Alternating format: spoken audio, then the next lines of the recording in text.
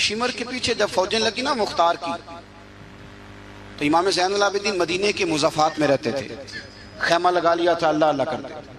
مختار کی فوجیں شمر کے پیچھے لگیں، گرمی کا موسم، گھوڑے پیچھے ہیں، چھپتا چھپاتا دوڑتا، گرمی میں تھوڑا بہت دوڑنا پڑے تو زبان باہر آ جاتی اور انسان کے وجود کی عجیب کیفیت ہوتی۔ شمر ادھر آ گیا جہاں امام زین العابدین کا خیمہ تھا۔ اس نے دیکھا کہ ایک گھر ہے، چھپنے کی جگہ، دوڑ کے اندر داخل ہوا۔ امام مصلی پہ بیٹھے تھے، یوں نظر اٹھائی، کیا شان ہے رسول کریم کے گھرانے کی، کیا انداز ہے گھرانے کا، یوں نظر اٹھائی، فرمایا پردیسی پانی پینا ہے؟ بند کرنے والا تھا پانی پینا ہے؟ کہنے لگا پینا ہے۔ شمر کہتے میں سمجھا کہ پہچانا نہیں امام زین العابدین، پہچانا نہیں۔ وقت بدل گیا، حالت بدل گئی، وہ تاج و تخت والے آج رسوا ہیں۔ امام زین العابدین خود اٹھے، سننا اور یاد رکھنا، اٹھے، برد پیالے سے پانی، اپنے مٹکے سے پانی پیالے میں ڈالا، پھر ایک پیالہ دیا، پھر دوسرا دیا، اور پیو گے؟ تیسرا دیا۔ شمر کہتے جب میں سیر ہو کے پانی پی لیا نا تو مجھے تو گمان تھا نا پہچانے نہیں، تو میں اجازت لے کے باہر نکلا تو میں نا پانی تو پی لیا پر پانی پانی ہو گیا۔ ہم تو دشمن کو بھی پاکیزہ سزا دیتے ہیں، ہاتھ اٹھاتے نہیں، اسے اس کی نظروں سے گرا دیتے ہیں۔ کہتے ہیں کہ پانی ہو گیا، یار میں نے پانی بند کیا، پیاسے رکھا 3 دن اور مجھے پلا رہے ہیں۔ شرم آئی اور میں نے کہا مر تو اب جانا ہی ہے، تو زین العابدین سے سچی بات نہ کر لے۔ میں اندر گیا تو امام پھر گردن جھکائے بیٹھے تھے، تو میں نے کہا زین العابدین شاید آپ نے پہچانا نہیں۔ تو امام صاحب نے نظریں اٹھائی تو آنکھوں میں آنسو تھے۔ فرمایا کیوں نہیں پہچانا؟ جب تو اندر داخل ہوا ہے تو مجھے 6 مہینے کا علی اصغر اسی وقت یاد آ گیا تھا۔ جب تو اندر آیا ہے تو میرے چچا کے کٹے ہوئے بازوؤں میں جو درد تھا اور میری پھوپھی کی آنکھوں میں جو آنسو تھے مجھے سارے یاد آئے تھے، اور وہ کہاں کربلا اور کہاں دمشق تم نے نیزے پہ لٹکا کے میرے باپ کا جو سار گلیوں میں گھمایا مجھے سارا یاد آیا تھا۔ شمر کہتا میں نے گھبرا کے کہا پھر پانی کیوں پلایا؟ اگر پہچان گئے تھے تو پانی کیوں پلایا؟ کہتا یوں کر کے آنسو پونچھے امام نے، فرمانے لگے میری مجبوری ہے، میں ساقی کوثر کا نواسا ہوں، میری مجبوری ہے، مجھے پلانا تھا، میں مجبور ہوں اس لیے کہ مصطفیٰ کا نواسا ہوں۔ انہوں نے ہمیں سکھایا ہے کہ جو پانی نہ دے اسے پیالے بھر بھر کے پلانا چاہیے۔ کدھر گیا میرا اور آپ کا کردار؟ چھوٹے چھوٹے دل، اتنی بات میں جھگڑا۔ ہو سکتا ہے ساقی صاحب سے بھی میں ناراض ہو جاتا اگر سٹیج پہ بڑی کرسی نہ رکھتے۔ اتنا سا دل بس، ہو سکتا ہے بگڑ جائیں ایک دوسرے سے کہ مجھے بلایا ہی نہیں، نعرے نہیں لگائے، بندہ استقبال کوئی نہیں بھیجا۔ او بھائی یہ تو چھوٹے لوگ اس طرح کی باتیں کرتے ہیں، یہ تو کچی پکی باتیں۔ جو آدمی بڑا ہوتا ہے وہ استقبال سے بڑا نہیں ہوتا، جو بڑا ہوتا ہے وہ بڑی کرسی سے بڑا، جو بڑا ہوتا ہے وہ آگے بیٹھنے سے بڑا نہیں ہوتا، صدر ہی ہوتا ہے، وہ جہاں بھی بیٹھ جائے وہ صدر ہی ہے۔ ان چکروں سے باہر آئیں۔ اہل بیت اطہار کا اسوہ نور، خوبصورتی، بات کو سمیٹنا ہے چونکہ وقت عشاء قریب ہے۔ کیوں نکلے امام حسین یزید کے خلاف؟ یزید تو جامع مسجد دمشق کا خطیب تھا، پتہ ہے آپ کو؟ چلیں اب پتہ چل گیا۔ داڑھی والا آدمی، علماء جانتے ہیں، جبہ پہنتا تھا بڑا شاندار، حج کے خطبے دیتا تھا، حج کے۔ ہمارے تو حکمرانوں کو سورت اخلاص نہیں آتی، پھر بھی آپ کہہ کے دیکھیں، وہ کہیں گے سب سے زیادہ مذہب کا پتہ ہی مجھے ہے۔ یزید داڑھی والا، پگڑی والا، امامے والا، جبے والا، حج پڑھانے والا، تو امام آپ کو کیا ضرورت پڑی تھی اس کے خلاف نکلے اور اس طرح نکلے کہ بچے قربان کرا دیے؟ تو امام حسین کے سارے خطبے، سارے مدینے سے مکہ، مکہ سے مقام بیضا، وہاں سے کربلا، سارے خطبے، وہی خطبہ پھر دمشق میں امام زین العابدین کا، وہی پھر مدینے میں امام زین العابدین کا۔ امام حسین فرمانے لگے یزید اللہ کی حدوں کو توڑتا ہے، رب کے حلال کو حرام اور حرام کو، آپ کے ملک میں کہا نہیں جاتا کہ مولوی گنجائش نکالیں سود کے بارے میں؟ اتنا بڑا جرم جس کو کہا گیا کہ اللہ رسول سے جنگ ہے، یہ اتنے بڑے حرام کو حلال کرنے جا رہے ہو؟ کہا یہ اللہ کی حدوں کو توڑتا ہے، نمازیں چھوڑ کے پڑھتا ہے، رنڈیوں کا ناچ دیکھتا ہے، مجرا جو آج کل گند ہر ایک موبائل میں آیا ہے۔ یہ امام حسین نے یہ خطبہ دیا، فرمایا کہ مجرے دیکھتا ہے، ناچ دیکھتا ہے، عیاشیاں کرتا ہے۔ اور پھر امام حسین نے فرمایا میں نے اپنی آنکھوں سے اسے مدینے میں شراب پیتے دیکھا۔ فرمایا جو اتنے بڑے کبائر کرتا ہو اس کے ہاتھ میں ہاتھ دے دوں؟ یار سمجھو تو صحیح، امام حسین کا جہاد تو بے حیائی کے خلاف، شراب کے خلاف، امام حسین کا جہاد تو دین کو نافذ کرنے کا، نماز پڑھنے سے یزید منع نہیں کرتا، نافذ کرنے کا جہاد۔ امام نے بچے کٹوا دیے، لیکن الیکشن میں بڑے شرابی کی بڑی فوٹو کے نیچے چھوٹی میری بھی لگی ہو، اور میں سب سے بڑا حسینی، سب سے بڑا یرانے سارے شرابیوں سے، یزیدیوں سے، اور سب سے بڑا حسینی میں، سارا گند ملت کے جوانوں کے موبائلوں میں، لڑکیوں کے کالج کے آگے لڑکوں کا رش، اور بہت ساری بچیاں بیچاری پڑھنا چھوڑ گئیں، کالج چھوڑ گئیں، اس لیے کہ باپ نگرانی نہیں کر سکتا، ڈیوٹی نہیں دے سکتا۔ اور بھائی یہ سارے حسین کے ماننے والے ہیں، یہ امام علی مقام کے ماننے والے ہیں۔ یہاں اپنے ملک میں اپنی بیٹیاں محفوظ نہیں، ہندوؤں سے خطرہ ہے، یہاں سکھوں سے خطرہ ہے۔ او میرے عزیز یاد رکھ، اگر تو گند دیکھتا ہے، گند کو پروموٹ کرتا ہے، گند کی بات کرتا ہے اور اس بے حیائی کو فروغ دیتا ہے، تو قیامت والے دن امام حسین کا ہاتھ ہوگا، تیرا میرا گریبان ہوگا۔ حضرت علی اکبر میدان محشر میں کھڑا کر کے سوال کریں گے کہ میں نے بازو کٹوا دیے اور تیرے ہاتھ چلتے رہے گندگی کے لیے، اس کو پروموٹ کرتا رہا۔ حضرت علی اکبر سوال پوچھیں گے، نوجوانوں یاد رکھنا، نوجوان وہ نہیں ہوتا جو کہتا ہے کہ میں جدھر جاتا ہوں تو ادھر میں ہی میں ہوتا ہوں، مرضی سے سوتا ہوں، مرضی سے اٹھتا ہوں، مرضی سے کھاتا ہوں، 15 لڑکیوں کے میرے موبائل میں نمبر ہیں۔ یہ جوانی نہیں، یہ تو کمزوری ہے آپ کی، یہ تو نفس کی غلامی ہے۔ جوان تو وہ ہوتا ہے جتنا قد اونچا ہو اتنی نظریں جھکی ہوئی ہیں، جوان تو وہ ہوتا ہے جتنا زیادہ اللہ قوت دے، اپنے سارے معاملات کو، اپنی عقل کو، اپنی قوت کو وہ در رسول کا غلام بنا دے۔ محمد بن قاسم آئے یہاں لڑنے کے لیے، راجہ دہر سے مقابلہ، 17 سال کا نوجوان، کتنے سالوں کا بول کے بتائیں؟ 17.5 سالہ دا منڈا کی کر لیندہ ویسے، برگر کھانے کے علاوہ، گھر میں لڑائی کرنے کے علاوہ۔ اور یہ غلطی ہماری ہے، ہمارے ہاں کوئی بڑا نہیں ہوتا، جب بچہ ہوتا ہے تو کہتے ہیں ابھی بچہ ہے، اس لیے غصہ کرتا ہے، اور جوان ہو جائے تو کہتے ہیں خون گرم ہے، بوڑھا ہو جائے تو کہتے ہیں انہیں پتہ ہی نہیں لگتا۔ تے سیانے ہونے دی کیڑی عمر ہے جی، وہ بھی بتا دیں، اس کا بھی کوئی بہانہ بتائیں، کب سمجھدار ہوگا؟ 17 سال کا نوجوان، عشق لگا سی کھیڈاں کھیڈ دی نو، تے پھر کھیڈاں بھول گئیاں، کجل پایا سی یار دے ویکھنے نو، پھر وہ دی یاد وچ روندیاں ہی ڈول گئیاں۔ حیدر شاہ اس گلی کدے نہ رول دی، پر ہن تے رول گئیاں۔ محمد بن قاسم آئے تو ایک بزرگ نے دیکھا محمد بن قاسم بڑے پریشان ہے، کہنے لگے پتر خیر ہے؟ تو کہنے لگے حضور نہ تو رستوں کا پتہ ہے ہندوستان کے، اور سنا ہے راجہ دہر کی فوج بھی بڑی مضبوط ہے، کیسے لڑوں گا؟ کہنے لگے بیٹے تو ہمت کر، میں دعا کروں، اللہ تیری مدد کرے۔ چند دنوں کے بعد وہ بزرگ پھر ملے تو محمد بن قاسم بڑے حشاش بشاش، تو بزرگ کہنے لگے آج بڑے حشاش بشاش ہو، خیریت ہے؟ تو محمد بن قاسم کہنے لگے حضور مجھے پتہ چل گیا ہے، 2 سے 2.5 گھنٹے لڑے گا راجہ دہر پھر بھاگ جائے گا، اس سے زیادہ میرے مقابلے میں ٹھہرے گا نہیں۔ کہا کیوں؟ کہنے لگے میں نے پتہ کرایا ہے وہ نظر کا گندہ ہے، میں نے معلومات کرائی ہیں، اس کی تو پھپھی کی، ماموں کی، خالہ کی، چچا کی بیٹی اس کی گندی نظر سے محفوظ نہیں، جن کے پیٹوں میں رزق حرام ہو اور آنکھوں میں بے حیائی ہو، وہ کبھی کسی میدان میں کھڑے نہیں رہ سکتے، 2 گھنٹے سے زیادہ کھڑا نہیں رہے گا۔ کہنے لگا حضور میں 17 سال کا نوجوان ہوں، یا میں نے کعبہ دیکھا ہے یا قرآن دیکھا ہے، اور جب دل زیادہ للچاتا ہے تو مصطفیٰ کی قبر انور کو دیکھا کرتا ہے۔ ہم نے باحیا زندگی رکھی ہوئی ہے، اپنے مزاجوں میں۔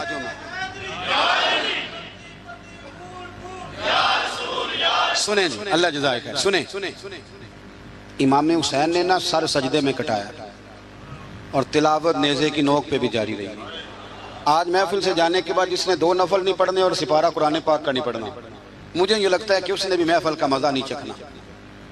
کم از کم اتنا تو کرو یار کہ سپارہ روز کا۔ حضرت عبداللہ ابن زبیر امام حسین کی شہادت پر تقریر کر رہے تھے اور فرما رہے تھے تم نے کوفیوں ظالموں اس کو شہید کر دیا جو 3 دن سے پہلے قرآن پاک ختم کیا کرتے تھے، اور میں جب بھی دن میں انہیں ملتا تھا انہوں نے روزہ رکھا ہوا ہوتا۔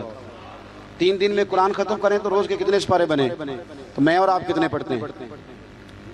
میں گزارش کرتا ہوں، میں منت کرتا ہوں، کچھ نہ ہو سکے نا، میرے اسلاف فرمایا کرتے تھے کچھ نہ ہو سکے تو قرآن مجید ایک دفعہ گھر میں کھول ہی لیا کرو۔ فرماتے تھے اس کے صفوں سے ایسا نور نکلے گا کہ تمہارا گھر روشن ہو جائے گا۔ اسے کھول ہی لو، قرآن سے پیار کرو، اسلام سے پیار کرو، دین کو اپناؤ۔ بچے اس وقت نہیں نماز پڑھیں گے جب آپ گھر میں لیکچر دیں گے کہ نماز پڑھنا چاہیے۔ آپ مصلی بچھا لیں، 1.5 سال کا بچہ بھی آپ کے ساتھ کھڑا ہو جائے، اس کو پتہ کوئی نہیں نماز کیا ہے، پر ابا پڑھ رہا ہے تو وہ انشاءاللہ پڑھے گا۔ ماں سویرے قرآن مجید کھول لے، 3 سال کی بیٹی جس کو کچھ نہیں آتا وہ بھی سکاف لے کے نا اور سپارہ لے کے الف با تا سا پڑھے گی۔ او میرے بھائی، پھر وہ جب 3 سال کی بیٹی اپنے باپ کے لیے ہاتھ اٹھا کے دعا مانگے گی نا تو مجھے لگتا ہے اللہ رحمتوں کے سارے دروازے کھول دے گا۔ اس لیے اپنی زندگی کو سجائیں، سنواریں۔ محبتیں تقاضا کرتی ہیں کہ محبوب کو تحفے دیے جائیں، محبتیں تقاضا کرتی ہیں کہ محبوب کے لیے قربانی دی جائے۔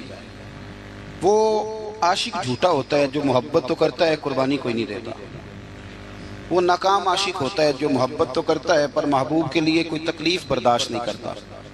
میرے رسول کریم علیہ السلام نے نا، ہمارے ہاں لوگ سمجھتے ہیں جی میں لاڈلا ہوں، جی بھئی کیا مطلب؟ کہتے ہیں میں لاڈلا ہوں، مجھ سے پیار بڑا کرتے ہیں۔ آپ کو پتہ ہے لاڈلا کون ہوتا ہے؟ نبی پاک صلی اللہ علیہ وسلم نے فرمایا میں اپنے رب کا سب سے زیادہ محبوب ہوں اور سب سے زیادہ تکلیفیں بھی مجھے ہی آئی ہیں۔ لاڈلا اس کو کہتے ہیں جس کو آنکھوں پہ بٹھایا جائے، کہ لاڈلا تو وہ ہوتا ہے جسے تکلیف سہنی پڑتی، جو آزمائش میں ہوتا ہے، جو اذیت میں ہوتا ہے، وہ لاڈلا ہوتا ہے۔ حضور فرمانے سنو میری بات کو، اس کو سمجھو، فرمایا میں اللہ کا سب سے زیادہ محبوب ہوں اور سب سے زیادہ تکلیفیں بھی مجھے آئی ہیں، اس لیے کہ میں اس کا محبوب ہوں۔ بھائی یہ محبت کا رستہ ہے۔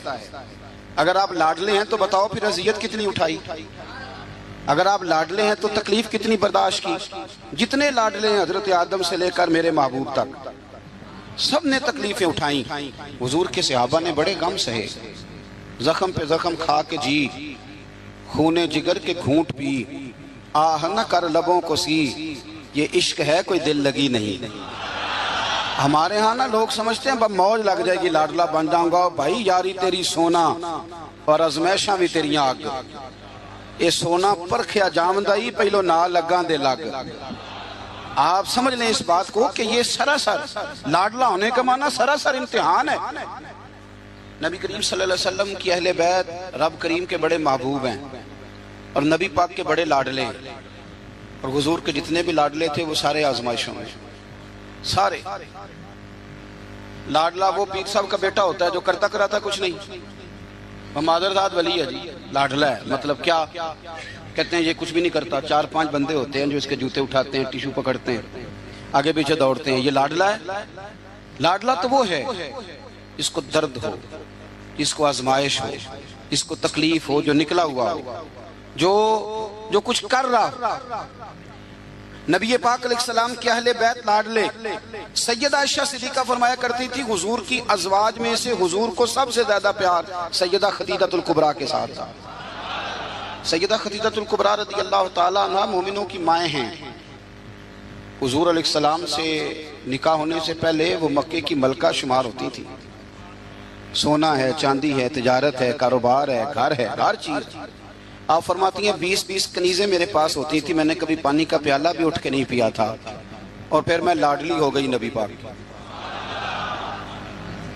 پھر لاڈلی ہو گئی، پھر حضور کی نظر کرم مجھ پر پڑی، پھر محبوب کریم علیہ السلام نے مجھے قبول فرمایا، اور پھر رنگ کیا بنا۔ ظہر کے وقت ابن اسحاق کہتے ہیں ظہر کے وقت نبی کریم کی بارگاہ میں ساری دولت، ساری کنیزیں، سارے غلام حضرت خدیجہ نے دیے ظہر کے وقت۔ عصر سے پہلے پہلے میرے نبی نے سارا کچھ تقسیم فرما دیا۔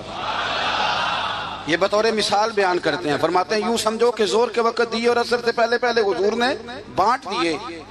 وہ بی بی جس نے کبھی بھی پانی کا پیالہ نہیں پیا تھا، پھر وہ گھر میں جھاڑو دیتی، پھر وہ چولہے میں آگ جلاتی، اور پھر وہ خاتون، دیکھیں نا بندہ غریب سے امیر ہو جائے تو گزارا ہو جاتا ہے، اور امیر سے غریب ہونا پڑ جائے بڑی مشکل ہوتی۔ حضرت خدیجہ الکبریٰ نا باورچی خانے سے کھانا پکا کے نکلی، چولہا جلایا، اور جب نکلی تو 17 پیوند تھے پورے وجود پر کپڑوں کے۔ تینوں لب دیاں آپ گواچے، سانو اپنی خبر نہ کوئی، ساتھوں پارے نہیں ککھ گلیاں دے، ان تے سانو آخ دے لوگ شدائی، ننگ نموس دا ساڑ کے چولا، گل پہنے تاج گدائی او سجنا اپنا آپ گوایا ہے تاں یار نے چاتی پائی. نبی کریم صلی اللہ تعالی علیہ وسلم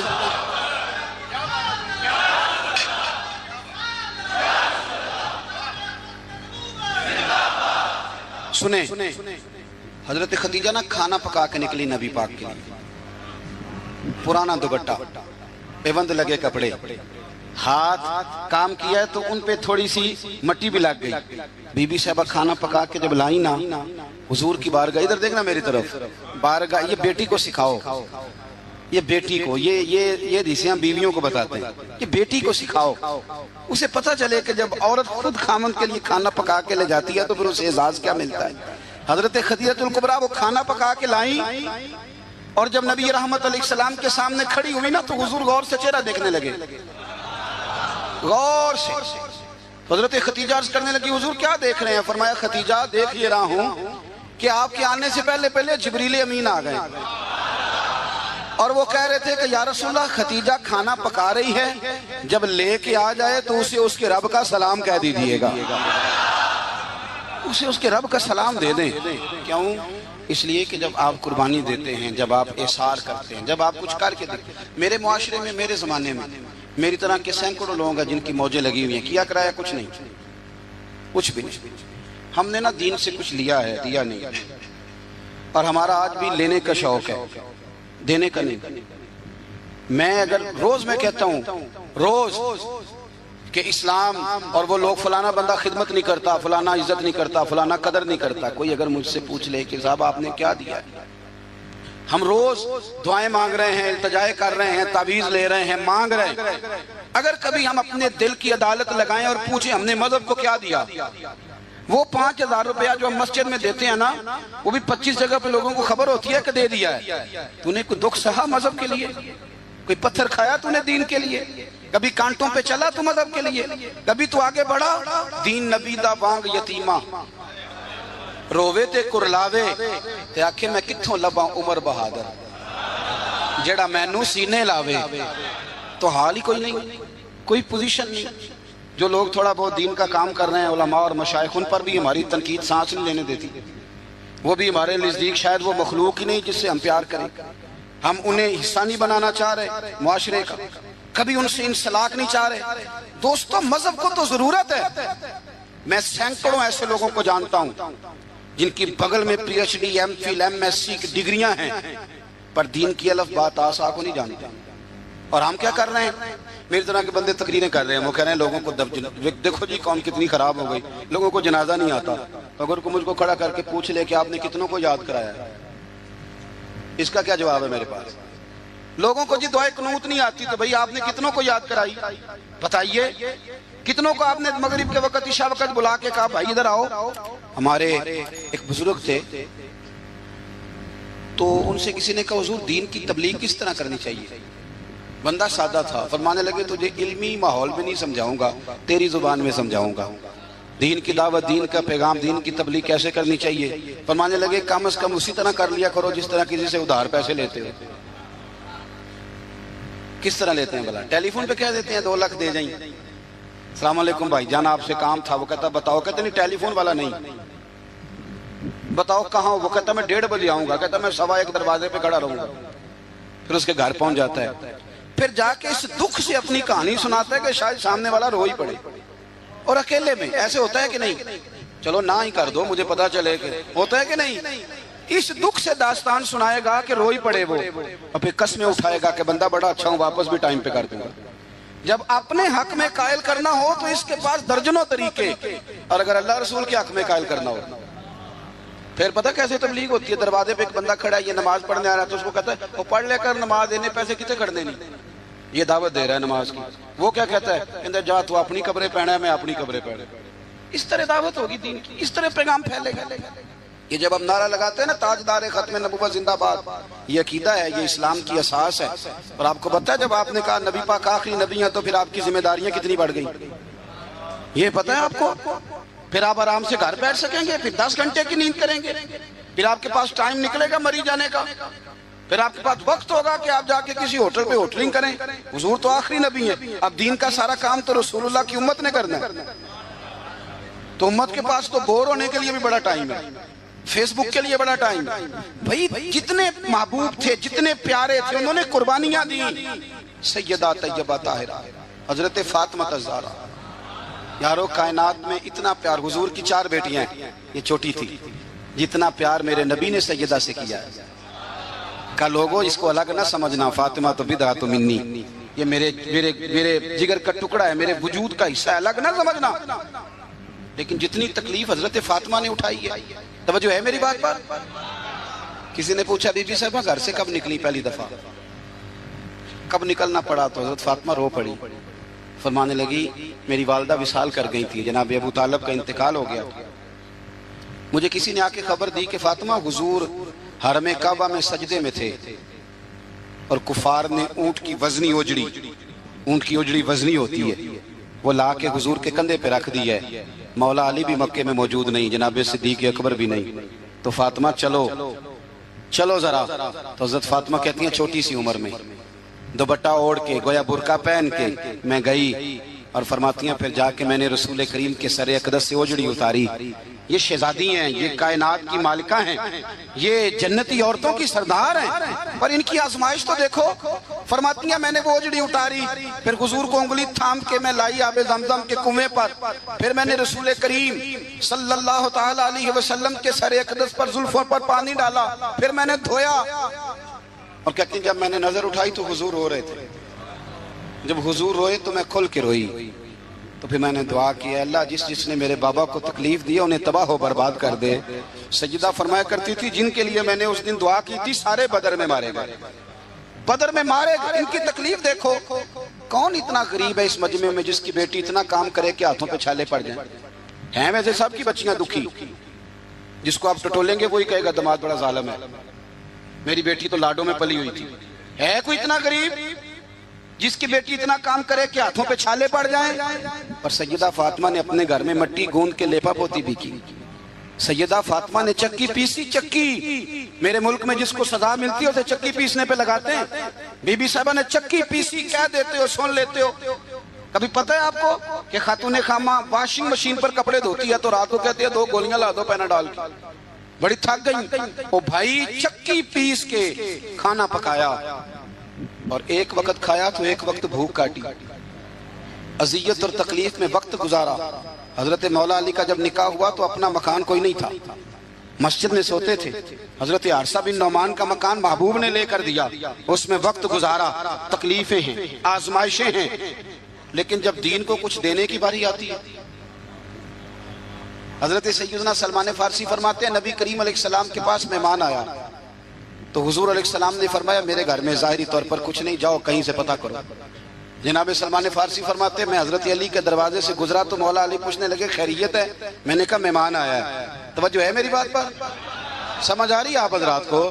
مہمان آیا ہے، اس کے الفاظ کھانے کو کچھ نہیں، تو کہتے ہیں میں مولا علی سے باتیں کر رہا تھا تو سیدہ فاطمہ اندر سن رہی تھی، کہنے لگی علی انہیں روک لو، انہیں روکو، تو مولا علی پلٹ کے کہنے لگے فاطمہ 4 دن سے تو بچوں نے کچھ نہیں کھایا، فرمایا ان کی خیر ہے، مہمان کے لیے میرے پاس ہے۔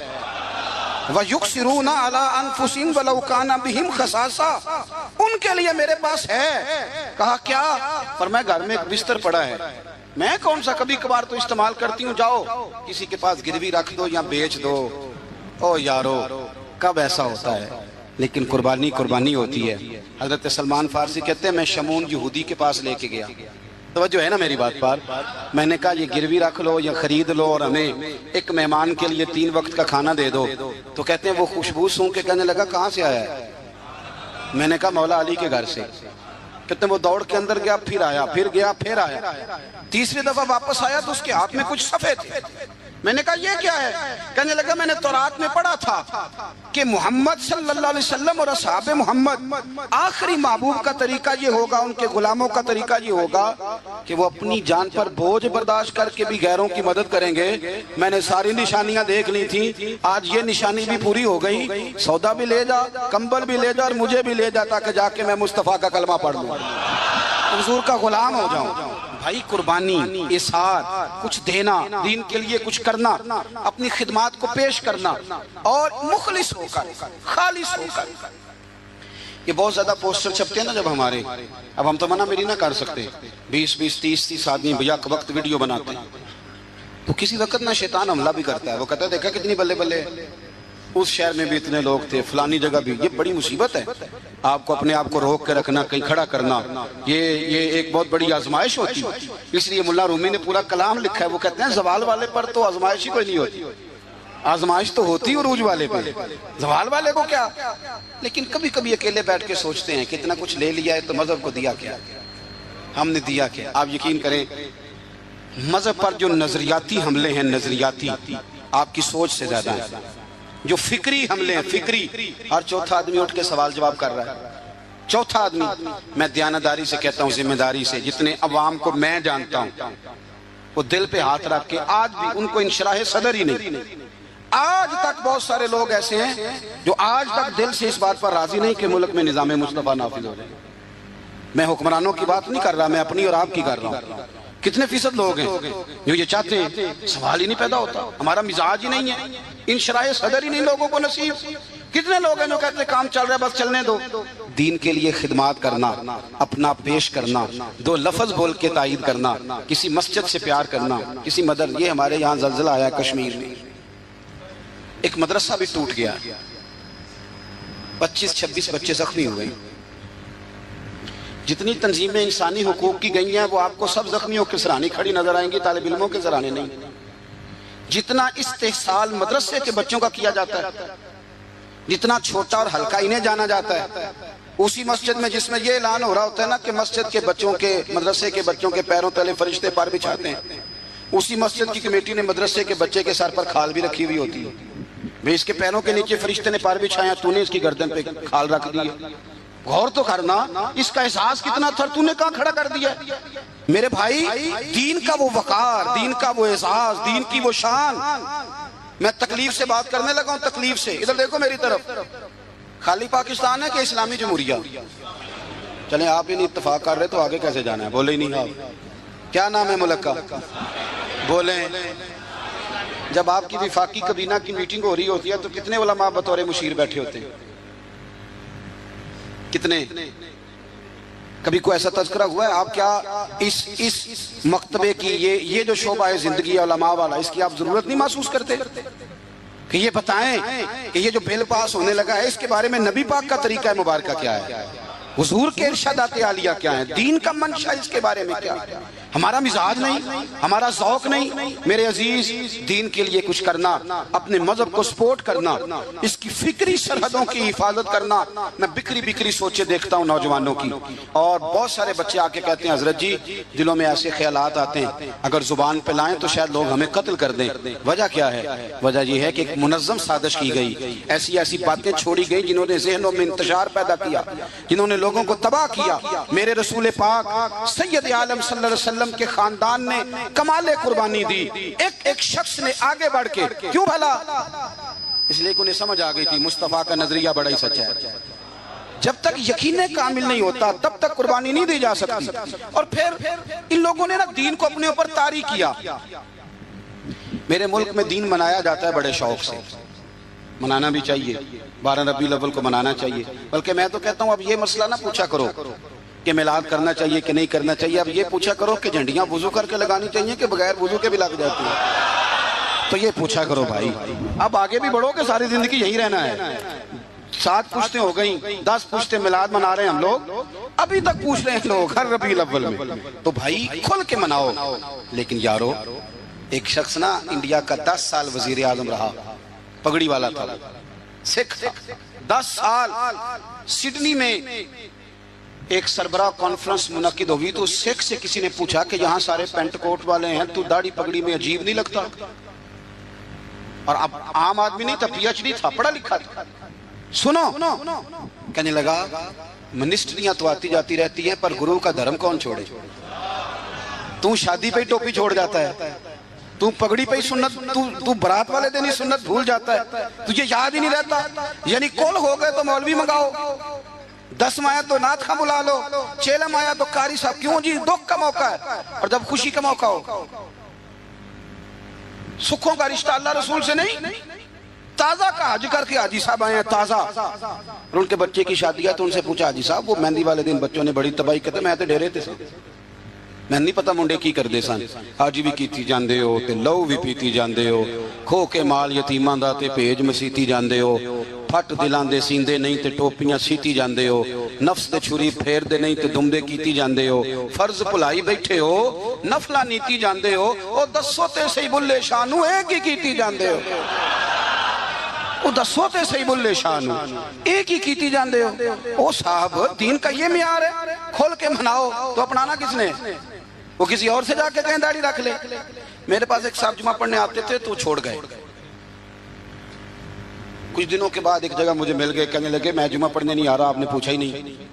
میں نے کہا جب آپ نے شروع کیا تھا تب بھی میں نے نہیں پوچھا تھا کہ کیوں شروع کیا، میں نے تو نہیں پوچھا تھا، مرضی سے شروع کیا تھا آپ نے، چھوڑ گئے تو تب بھی مجھے نہیں پوچھنا چاہیے تھا۔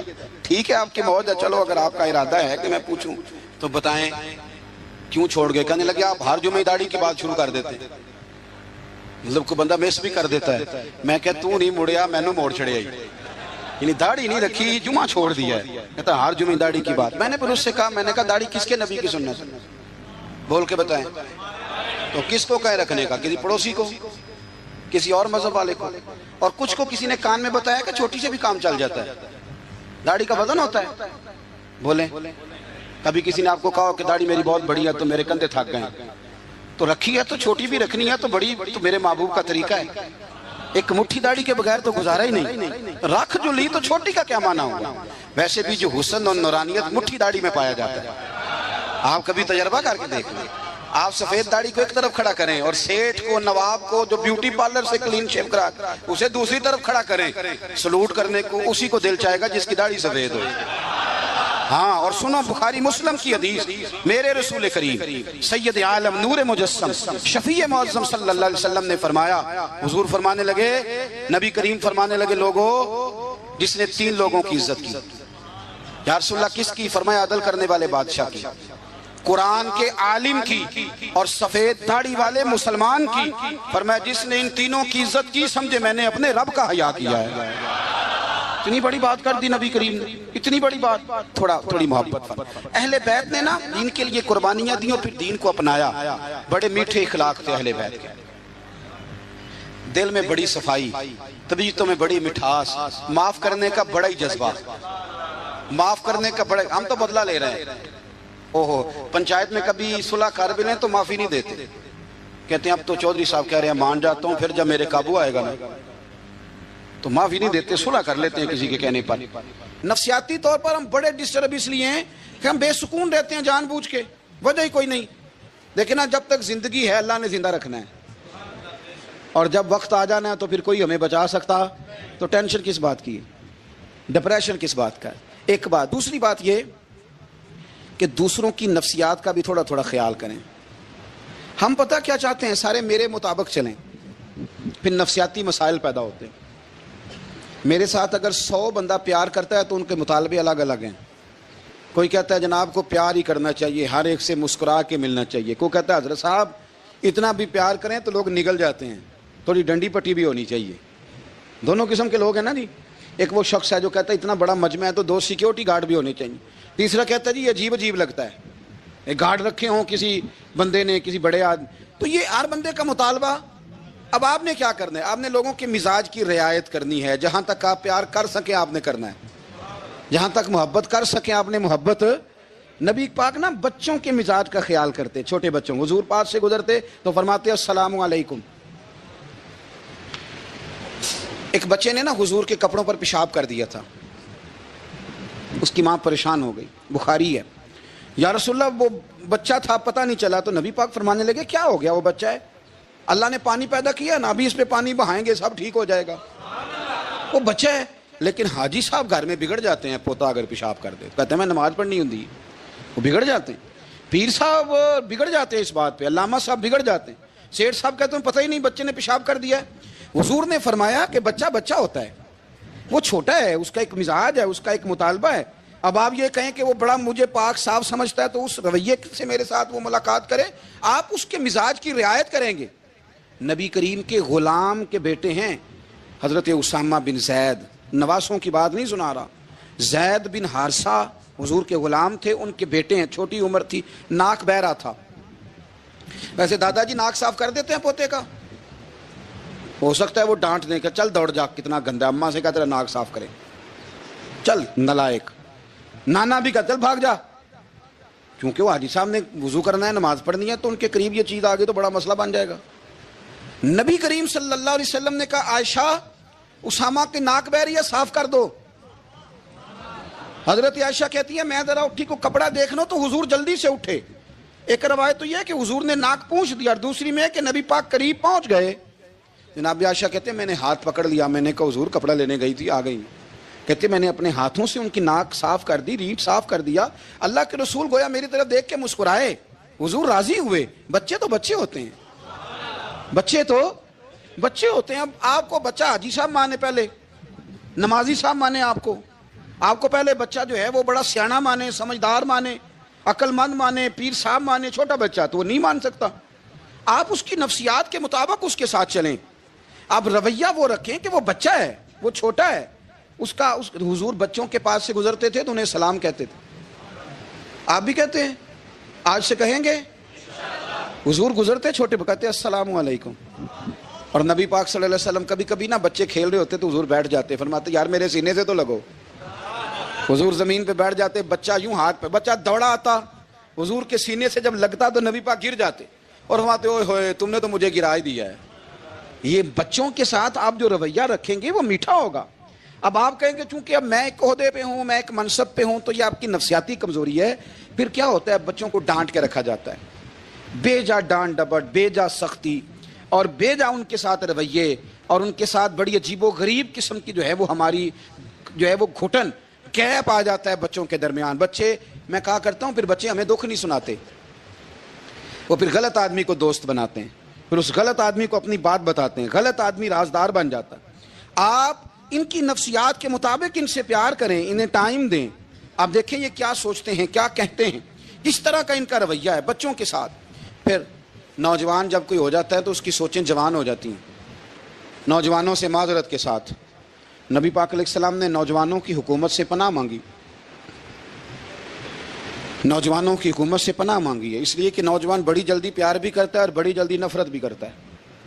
سوچیں مضبوط نہیں ہوتی. نوجوان آدمی، جوان آدمی، بکھری ہوئی سوچیں ہوتی.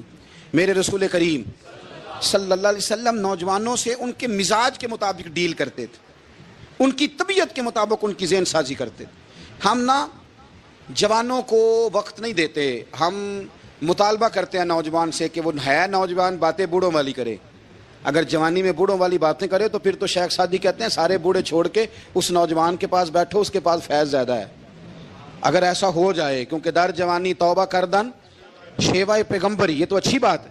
لیکن میرے عزیز اگر ایسا نہ ہو، ایسا ممکن نہ ہو، تو پھر نوجوان کو آپ اس کی طبیعت کے مطابق ڈیل کریں. آپ اس کی سوچ دیکھیں، اس کا رویہ دیکھیں، اس سے پیار کریں. نبی کریم علیہ السلام کے پاس ایک نوجوان داخل ہوا، اندر داخل ہوتے ہی اس نے فٹافٹ ایک بات کر دی. کہنے لگا یا رسول اللہ مجھے زنا کی اجازت دے دیں، میرے جذبات بہت بھٹک گئے، میں روک نہیں سکتا. ہمارے ہاں ہمارے گھر میں کوئی فون کرے تو ہم غیرت مند بن جاتے ہیں. میری غیرت کو گوارا نہیں کہ کوئی میرے گھر میں فون کرے، اور اگر میں کسی کے گھر میں فون کروں تو پھر غیرت کدھر گئی؟ پھر بھی آپ غیرت مند نہیں صاحب، پھر بھی آپ غیرت مند نہیں. اگر آپ کسی کے گھر فون کرتے ہیں آپ غیرت مند نہیں، تو یاد رکھیں اگر آپ یہ حرکت کر رہے ہیں تو پھر آپ کو بھی تھوڑا احساس ہونا چاہیے نا. نبی کریم صلی اللہ تعالیٰ علیہ وسلم سے اس نے کہا مجھے زنا کی اجازت دیں دے. حضور فرمانے لگے آگے آ جاؤ. حضرت عمر کہتے ہیں مجھے بڑا غصہ تھا، میرا دل کر رہا تھا اٹھوں اور 2 تھپڑ ماروں اسے. طریقہ بات کرنے کا. حضور نے بلایا، پاس بٹھایا، تھپکی دی. فرمایا ایک بات تو بتا، تیرے سوال کا جواب پھر دیتا ہوں، ایک بات تو بتا. یا رسول اللہ صلی اللہ تعالی وسلم ارشاد فرمائیے. حضور فرمانے لگے تو پسند کرتا ہے کہ تیری بہن کے ساتھ کوئی زنا کرے؟ پسند کرتا ہے تو کہ تیری بہن کے ساتھ کوئی زنا کرے؟ کہنے لگا حضور میں بات بھی سننا پسند نہیں کرتا. تیری بیٹی کے ساتھ؟ کہنے لگا حضور زبان اس کی کھینچ لوں گا جو یہ بات کرے گا. کہا تیری ماں، تیری پھوپھی، خالہ کا؟ حضور خبردار کسی بندے کو میں اجازت نہیں دوں گا رسول کریم فرمانے لگے جس سے تو زنا کی اجازت مانگ رہا ہے وہ بھی تو کسی کی بہن ہے نا، وہ بھی تو کسی کی بیٹی ہے. جو غیرت، جو حمیت تجھے اپنے گھر کے بارے میں آتی ہے وہ دوسرے کے بارے میں کیوں نہیں آتی؟ جب نبی کریم نے اس نوجوان کو اس کے مزاج کے مطابق سمجھایا تو اس کی آنکھوں میں آنسو آ گئے. عرض کرنے لگا یا رسول اللہ صلی اللہ تعالی علیہ وسلم، حضور زنا کی ارادہ تو ایک طرف، آج کے بعد میری زبان پر اس کا نام بھی نہیں آئے گا. آپ سامنے والے کی نفسیات کو دیکھیں، آپ اپنے موڈ میں نہ رہیں. مجھے بڑی اچھی طرح یاد ہے ایک دفعہ نا مسجد میں ایک بچے نے نا آدھی بازوؤں کی شرٹ پہن کے نماز پڑھی. ایک بابا جی نے ان کو نا منع کیا، کہنے پورا کپڑے پا کے آیا کر، پتہ نہیں تمہیں.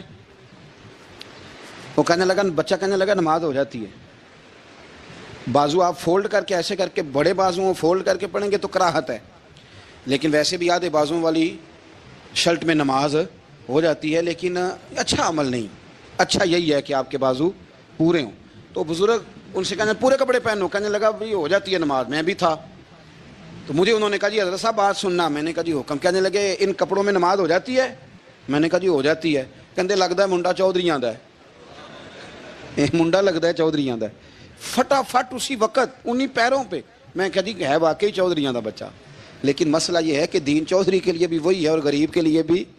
تو آپ اس بچے بیچارے کو اندر آنے تو دیں، اس کو مسجد میں داخل ہونے دیں، انشاءاللہ کپڑے بھی ٹھیک پہن کے آ ہی جائے گا. لیکن ہم نے تو ذہن بنا لیا ہے کہ ہم نے اپنی مرضی کے مطابق لوگوں کو قابو کرنا ہے. ہم لوگوں کی ذہن کے مطابق اترنے کو تیار نہیں، بس سارے میرے مطابق چلیں. یہ تو بات کو پیشوا کرے گا، مقتدا کرے گا، وہ بھی سمجھائے گا. رسول کریم علیہ الصلوۃ والسلام لوگوں کو جبرن نہیں جھکاتے تھے، حضور دلائل دیتے تھے. نوجوان بچوں کو موقع دیں، انہیں سمجھائیں، انہیں قائل کریں، ان سے پیار کریں، ان کی نفسیات کو سمجھیں، اس کے مطابق ان کے ساتھ آپ ڈیل کریں، پھر آگے بڑھیں. عورتوں کے بارے میں میرے نبی کریم علیہ السلام نے بڑی نصیحت فرمائی ہے. محبوب کریم فرمانے لگے عورت کیڑی پسلی سے پیدا کی گئی ہے، سیدھا کرنا چاہو گے ٹوٹ جائے گی. یہ جیسی ہے اس کے ساتھ ویسے ہی گزارا کرو، اس کی نفسیات کو سمجھ جاؤ. عورت تھوڑا سا چاہتی ہے کہ وہ کھانا پکائے تو اس کی تعریف کر دی جائے. تو بھائی کھڑی ہے صبح سے بھرتی خانے میں، 2 لفظ بولنے میں کوئی حرج ہے؟ اور اگر کبھی نمک زیادہ ہو بھی جائے تو کیا خیال ہے بیوی جان بوجھ کے زیادہ ڈالتی ہے؟ اس کا شوق ہے کہ اس کی انسلٹ ہو. ہمارا رویہ اتنا سخت ہوتا ہے، بعض اوقات اتنا تکلیف دہ ہوتا ہے کہ اس سے جذبات کو ٹھیس پہنچتی ہے، مزاج میں خرابی آتی ہے. تھوڑی تعریف دیکھیں، عورت چاہتی ہے تھوڑا سا کہ میرے خاندان والے، میرے سسرال والے میری تھوڑی عزت کریں. تو وہ اگر سارا کچھ چھوڑ چھاڑ کے آ گئی ہے تو جس طرح ہم اپنی بیٹی کے لیے ذہن رکھتے ہیں عزت کا، اگر تھوڑا اس کے لیے بھی بنا لیں گے تو میرا خیال ہے کوئی حرج والی بات. ہم نا لوگوں کا خیال رکھنے کی بجائے لوگوں کو چڑھاتے ہیں. ناراض تو نہیں ہو جائیں گے آپ؟ نہیں رہن دینے، لگتا ہے تو ہو جانا ہے بھائی. چڑھاتے ہیں لوگ. کسی نے کہہ دیا نا کہ یہ میرے گھر نہ آئے آج کے بعد، باپ نے بیٹے کو کہہ دیا یہ تیرا رشتہ دار نہ آئے، وہ کہتا ہے تو سویرے ضرور آئی، ویکھاں گا تینوں کڑا ڈکدا ہے، آنا صبح. وہ کسی نے کہہ دیا نا اس گلی سے نہ گزرنا، کہنا میں ابھی گزروں گا، تو دیکھ لے جو تو نے کرنا ہے.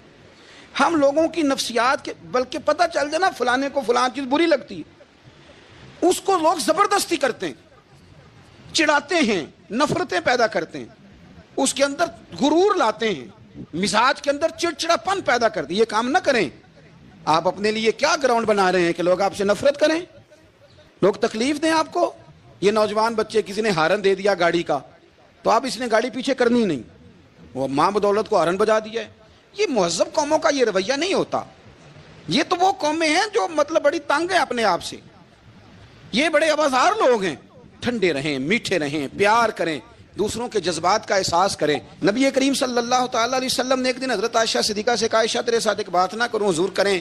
فرمایا جب تو ناراض ہوتی ہے تب بھی مجھے پتہ چل جاتا ہے، اور جب تو راضی ہوتی ہے تب بھی مجھے خبر ہو جاتی ہے. اتنا دھیان رکھتے ہیں خاوند گھر میں کہ اب اس کی پوزیشن کیا ہے اور اب یہ کیا سوچتی ہے اور کس بات پہ اس کو جو ہے وہ ناراضگی ہوتی ہے.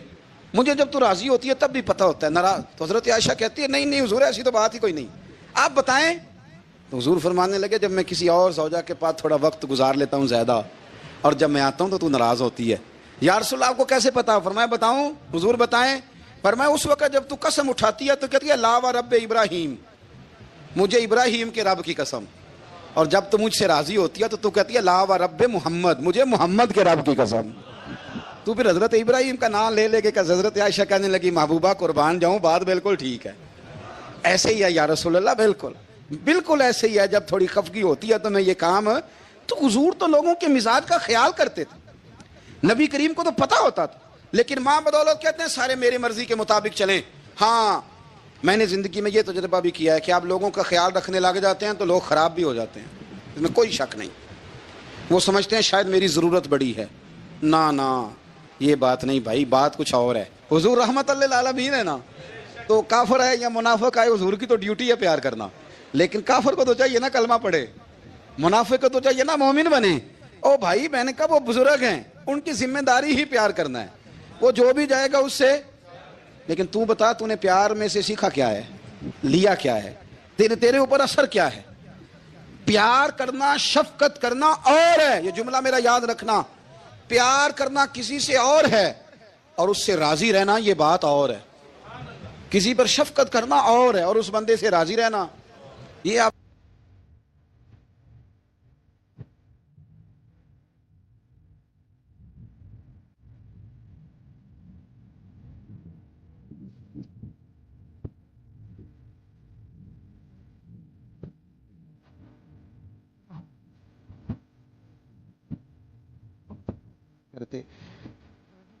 کرتے، ان کی طبیعت کا خیال کرتے، ان کے معاملات کو دیکھتے. میرے رسول پاک علیہ السلام تو دیکھتے کون شخص کس طرح کا ہے، کس رویے کا ہے، کس انداز کا ہے، اس کو اس کے مطابق عزت دیتے، وقار دیتے، نواز دیتے، اس شخص کا اس طرح کا اکرام کرتے. میرے نبی کریم صلی اللہ علیہ وسلم فرماتے ہیں میں نے معراج کی رات میں نے جنت میں ایک محل دیکھا، میرا دل کیا میں اندر سے جا کے دیکھوں، پر اس کے دروازے کے قریب گیا تو عمر فاروق کا نام لکھا تھا. فرماتے ہیں میں نے کہا عمر ذرا طبیعت کا سخت ہے. اس نے کہنا ہے قانون یہ ہے کہ پہلے اجازت لو پھر کسی کے گھر جاؤ. چلو ہم نہیں جاتے، عمر سے پوچھ کے چلے جائیں گے، گھر جو عمر کا ہے. نہیں آپ کو سمجھ آئی میری بات کی یار، نہیں سمجھے. جن کے قدموں کے صدقے گھر ملا ہے، اگر وہ یہ خیال کرتے ہیں کہ سامنے والے سے پوچھ لینا چاہیے، نہیں آپ نہیں سمجھے. او بھائی جن کے برکت سے وہ مکان ملا ہے، اگر وہ مزاج کا اتنا خیال رکھتے ہیں تو پھر مزاج رسول کا بھی تو خیال ہونا چاہیے نا. پھر مزاج سنو، پھر نبی کریم صلی اللہ علیہ وسلم واپس آئے، حضور نے بتایا وہ عمر تیرا مکان بڑا پسند ہے یار. میں اندر جانے لگا تھا، دروازے پہ حور بھی بیٹھی تھی، جانے لگا تھا اندر، تو وہ نا میں اس لیے نہیں گیا کہ عمر قانون کو بڑا پابند ہے. اس نے کہنا ہے کہ قانون تو اجازت لے کے جاؤ. حضرت عمر رو پڑے، عرض کرنے لگی حضور میں کہاں اور جنت کا مکان کہاں. مختصر سی میری کہانی ہے، یہ جو بھی ہے آپ کی مہربانی ہے. تو حضرت عمر رو پڑے. لیکن میرے رسول کریم صلی اللہ علیہ وسلم اب اتنا حضور خیال کرتے تو جناب عمر پتہ کون تھے؟ جرت نہیں تھی کسی مائی کے لال کی کہ عمر کے سامنے کھڑا ہو سکے. ہاں جس کے سامنے شیطان نہ ٹھہر سکے، نکل جاتا ہے شیطان بھی. لیکن صحابہ کہتے ہیں جب کبھی حضور کے چہرے پہ شکن آتی تو اتنا وجود ہم نے کسی کا کامتے نہیں دیکھا جتنا عمر کانپا کرتے تھے. کب کبھی تاری ہوتی تھی وہ دلیر میں کہیں اور ہوں، یہاں تو میں غلام ہوں، یہاں تو میں نوکر ہوں. دعا منگیا کرو سنگیو کتے مرشد نہ رس جاؤ. رو پڑتے. اور طریقہ کیا ہوتا؟ زمین پہ کونیاں رکھ کے نا، کونیاں گھٹنے، اب میں آپ کو کر کے کیسے دکھاؤں، حدیث صحیح میں موجود. یہ کونیاں زمین پہ رکھ کے نا، جیسے بچے نہیں چلتے، کونیاں دونوں زمین پہ حضرت عمر رکھ دیتے اور یوں کونیاں رکھ کے تو یوں ہاتھ باندھ دیتے حضور کے سامنے، نیچے کونیاں اور ہاتھ باندھتے اور پھر روتے. جب حضور ناراض ہوتے تو کسی اور سے ناراض ہے نبی پاک، عمر سے نہیں، تو یوں دونوں ہاتھ بچھا دیتے، یوں ہاتھ باندھتے اور کہتے رضیت باللہ ربم وبالاسلام دینم ونبینا محمد صلی اللہ علیہ وسلم. یا رسول اللہ میں بڑا راضی ہوں کہ اللہ میرا رب ہے. حضور میں بڑا راضی ہوں، حضور میں بڑا راضی ہوں کہ اسلام میرا دین ہے، و محمد نبیم و رسولہ، اور میں بڑا راضی ہوں کہ اللہ نے محمد کو نبی اور رسول بنایا ہے. حضور بڑا راضی ہوں، مہربانی فرما، بڑا راضی ہوں. یہاں پیر سید علی حسین شاہ صاحب اشرفی رحمۃ اللہ علیہ کچوشا شریف کے بزرگ تھے، اور شان یہ تھی کہ چہرہ غوث پاک سے ملتا تھا. وہ تھوڑا سما کے قائل تھے، سما کے، یعنی وہ والا سما نہیں جو اب ڈھول ڈمکے کے ساتھ ہوتا ہے. کچھ اس میں اشعار پڑے جاتے تھے اور بعض ایسے شعر تھے جن پر باپ بزرگ کہتے تھے نہیں ہونے چاہیے، یہ رائے کا اختلاف. ان کے یہاں ایک خلیفہ تھے سید ابو البرکات شاہ صاحب، مفتی اعظم پاکستان. وہ خلیفہ ہیں لیکن بڑے عالم تھے. سید صاحب یہاں آئے تو لوگوں نے کہا حضور کو شعر پڑھیں، تو آپ فرمانے لگے یہ میرا مرید مفتی اعظم ہے، یہ منع کرتا ہے، یہ ان باتوں سے منع کرتا ہے، تو یہاں نہیں پڑھنے۔ لوگوں نے کہا حضور مرید کی بھی ماننی ہے، میں نرا مرید نہیں، مفتی بھی تو ہے نا، قرآن و سنت کی روشنی میں منع کرتا ہے۔ تو اتنا لوگ خیال کر لیتے تھے دوسروں کے مزاج، اور یارو ہم تو بوجھ بنتے ہیں، ہم تو چڑھاتے ہیں جس کے، اور میں دیکھتا ہوں دنیا چڑھ چڑھ کے پاگل ہو گئی، چڑھاتے ہیں، ایک دوسرے کو تکلیف دیتے ہیں، اذیت میں مبتلا کرتے ہیں۔ ہم لوگوں نے اب تھپڑ مارنے بند کر دیے ہوئے ہیں، اب ہم ڈنڈے نہیں مارتے، اب ہم نفسیاتی تکلیفیں دیتے ہیں، نفسیاتی ذہنی طور پر ٹارچر کرتے ہیں، ہم لوگوں کو اتنا تکلیف میں مبتلا کرتے ہیں کہ لوگ پاگل ہونے کے قریب آ جاتے ہیں، خودکشیاں ہونے لگی ہیں۔ اگر ہم نفسیاتی طور پر پیار کریں، سامنے والے کو ذرا عزت دیں، ذرا اس کے جذبات کا خیال کریں، ذرا اس کی طبیعت کے مطابق چلے، ذرا تھوڑا سا محبت کر لیں، پیار کر لیں، بڑی دنیا بچ جائے گی، بڑے سارے لوگ قریب آ جائیں گے۔ میرے رسول پاک علیہ الصلوۃ والسلام نا بمنزلہ طاقت کے بوجھ ڈالتے تھے، بمنزلہ طاقت کے۔ حضور نام لے کے بھی کہہ سکتے تھے عبد الرحمن تو مالدار ہے، دے اتنے پیسے جہاد میں، عمر تو مالدار ہے، دے پیسے، عثمان غنی دے، یہ نہیں حضور نے کبھی فرمایا۔ اعلان کر دیا بھئی جہاد کا موقع، اپنا اپنا حصہ ڈالو۔ حضور کسی شخص پر کوئی بوجھ، اپنے آپ کو بوجھ نہ بنائیں۔ اسلام نفسیاتی مسائل کا حل بتاتا ہے کہ آپ پیار کریں۔ میں اکثر کہتا ہوں کہ ہمارے گھروں میں بہت سارے بیمار ایسے ہیں جنہیں دوائی کی نہیں، ہماری توجہ کی ضرورت ہے۔ بہت سارے بیمار اس قسم کے ہیں جنہیں صرف آپ کی مسکراہٹ کی ضرورت ہے، جنہیں صرف آپ کا دھیان رکھنے کی ضرورت ہے۔ آپ تھوڑا دھیان کریں، تھوڑا پیار کریں۔ اگر آپ کو لگتا ہے نا کہ سامنے والے کے مکان کے آگے کوڑا پھینکنے سے اس کو ذہنی اذیت ہوتی ہے، تو خدا را، آپ کو پتہ ہے مسلمان خوش ہو جائے تو اللہ بھی خوش ہو جاتا ہے، اور حضور فرماتے ہیں مسلمان کو تکلیف ہو تو مجھے بھی تکلیف ہوتی۔ اس لیے ایک تو اپنے آپ کو خود مطمئن کریں، دوسروں سے مطالبہ نہ کریں، اور آپ کوشش کریں دوسروں کے مزاج کے مطابق، ان کی طبیعت کے مطابق، آپ شرعی تقاضوں کے اندر رہ کے آپ کوشش کریں کہ سامنے والا ہماری وجہ سے چڑے نہ، اسے اذیت نہ پہنچے، اسے تکلیف نہ ہو، ہمیشہ مدحت خیر الانام میں گزرے۔ دعا ہے یہ عمر درود و سلام میں گزرے۔ ظالم جس وقت ظلم کرتا ہے نا، اس وقت وہ یہ سمجھ بیٹھتا ہے کہ میں ہمیشہ اسی طاقت میں رہوں گا۔ ظالم جب ظلم کرتا ہے تو وہ سمجھتا ہے کہ شاید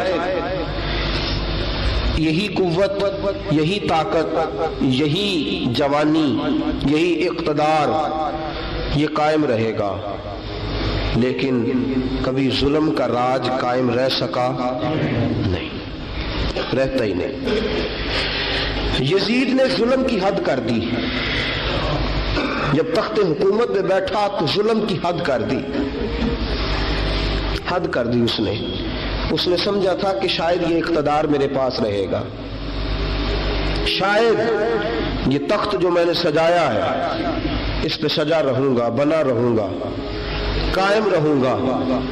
اسے سمجھ نہیں نہ آئی کہ حکومتیں ظلم سے نہیں عدل سے قائم رہتی ہیں۔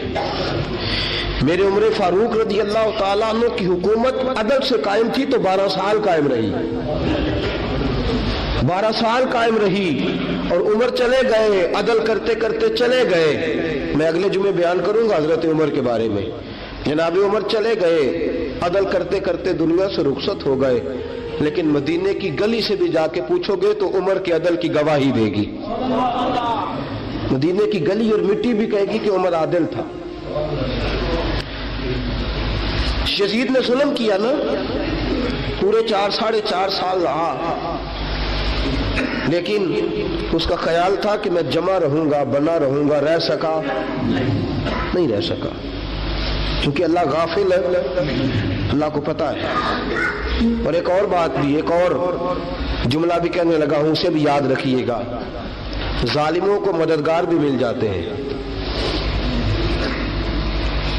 ظالموں کو مددگار بھی مل جاتے ہیں، بلکہ ظالموں کے مددگار زیادہ ہوتے ہیں۔ بدی جلدی پھیلتی ہے، گناہ جلدی پھیلتا ہے، ظالموں کے مددگار زیادہ ہوتے ہیں۔ یزید کو مددگار ملے، ابن سعد ملا، ابن زیاد ملا، شمر ملا، خولی بن یزید ملا، बड़े उसे मददगार मिले जो कहते थे कि बिल्कुल कोई खतरा ही नहीं, दुनिया तो तरसती है तेरी दीद को और सब खैर है, हर जगह अमन ही अमन है। यजीद जब जुल्म कर रहा था तो समझता था मुझे कोई नहीं पूछेगा, कोई मेरे करीब नहीं आएगा, लेकिन यारो उस तक दुनिया का कोई बंदा तो नहीं पहुंच सका, लेकिन अल्लाह का कहर तो पहुंच गया ना, अल्लाह के इंसाफ का हाथ तो पहुंच गया ना। रब तो है ना देखने वाला। उबैदुल्लाह इब्ने ज़ियाद के दरबार में जब सैयदना इमाम हुसैन का कटा हुआ सर पहुंचा ना, उसने एक छड़ी पकड़ी और छड़ी पकड़ के ना तो इमाम हुसैन के लबों पे मारने लगा, कहने लगा तुझे कहा था ना बात मान जा, कटा हुआ सर तश्त में रखा, तुझे कहा था ना बात मान जा। रावी कहता हूं उबैदुल्लाह इब्ने ज़ियाद ने छड़ी मारी और उसने बेदबी की, कहने लगा तू था ही इस किस्म का, तेरा यही हाल होना चाहिए था माज़अल्लाह। हजरते बुरैदा असलमी हुजूर के सहाबी दरबार में मौजूद थे, फरमाया इब्ने ज़ियाद तू बुरा है, तेरा बाप बुरा है, छड़ी पीछे कर। कई बार मैंने इन लबों को मुस्तफा को बोसे देखे हुए देखा है, पीछे कर, पीछे कर, हटा ले। रावी कहते हैं कि 1 2 3 4 5 6 साल गुजर गए, वही कूफे का दरबार, वही महल, वही तख्त और वही तश्त जिसमें इमाम हुसैन का सर रख के लाया गया था। 6 साल के बाद मुख्तार सकफी हुक्मरान बन गया। मुख्तार सकफी ने कहा कि मैं चुन चुन के मारूंगा वो बंदे जिन्होंने इमाम हुसैन को कत्ल किया था। 1 नहीं 2 नहीं 4 नहीं 6000 बंदा मारा उसने, चुन चुन के। रावी कहते हैं कि ये इब्ने ज़ियाद 30,000 फौज लेके नहर फुरात के किनारे मैदान करबला के सामने आया और इसने जिहाद किया। मुख्तार सकफी ने इब्राहिम बिन मालिक को भेजा, फरमाया जाओ कत्ल करके लाओ। लड़ाई शुरू हो गई, यकम मुहर्रम को हुई तो फिर बंद हो गई, फिर 5 को शुरू हो गई, फिर 7 को शुरू हो गई, 10 मुहर्रम का दिन आ गया। 6 साल के बाद वही ज़ोहर का वक्त आ गया, वही उबैदुल्लाह इब्ने ज़ियाद जिसने इमाम हुसैन रज़ी अल्लाह ताला अन्हु को कत्ल करवाया था, वो गिरा हुआ है और जमीन पे गिरा है। उसकी गर्दन पे इब्राहिम बिन मालिक ने पैर रखा और उसकी गर्दन को काट के तश्त में रखा और तश्त में रख के जब उसने कूफा भेजा, वही तख्त जिस पर उबैदुल्लाह इब्ने ज़ियाद ने बैठ के इमाम हुसैन के मुबारक लबों पे छड़ी मारी थी, उसी तश्त पे रख के जब उसी उबैदुल्लाह इब्ने ज़ियाद का सर सामने रखा तो